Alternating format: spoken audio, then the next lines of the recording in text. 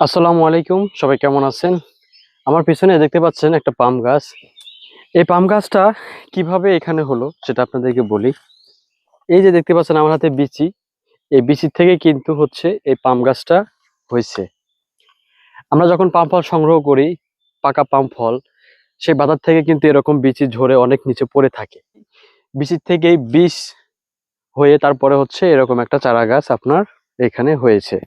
এই যে গাছটা দেখতে পাচ্ছেন, এই গাছটাকে হচ্ছে কেটে ফেলে দেওয়া হয়েছিল। এই গাছটা আবার পুনরায় দেখুন কুশি নিয়ে নতুন করে আবার হচ্ছে ডালপালা হয়ে গেছে। তো এই গাছটা আবার আমি হচ্ছে কেটে দেব, কারণ এই গাছটা হচ্ছে কেন রাখে না জানেন? এই গাছটা রাখলে হচ্ছে সমস্যা হয়। এটা হচ্ছে অগাছা একটা গাছ, এগুলা রাখলে হচ্ছে সমস্যা হয়। দেখুন কেটে দিলাম।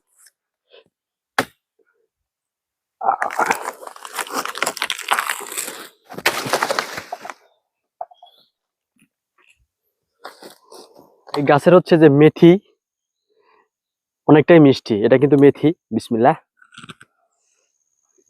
হুম, খুব মিষ্টি। হুম, দেখুন।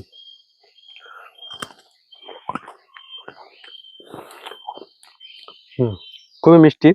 এই গাছগুলোকে কেন হচ্ছে কেটে ফেলে দেওয়া হয় সেটা বলি।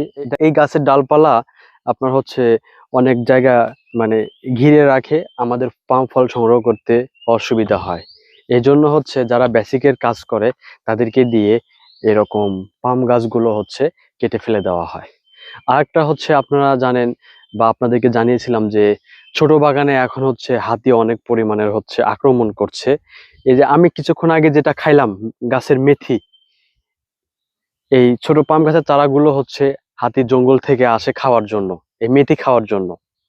এই জন্য হচ্ছে আরো মনে করেন হচ্ছে খুব দ্রুত হচ্ছে আপনার এরকম ছোট ছোট গাছগুলো হচ্ছে কেটে ফেলে দিচ্ছে বাগানের মধ্যে যেগুলো আছে। আশা করি আপনারা হচ্ছে বুঝতে পারছেন এই গাছগুলো কেন হচ্ছে কেটে ফেলে দেওয়া হয়। আসসালামু আলাইকুম।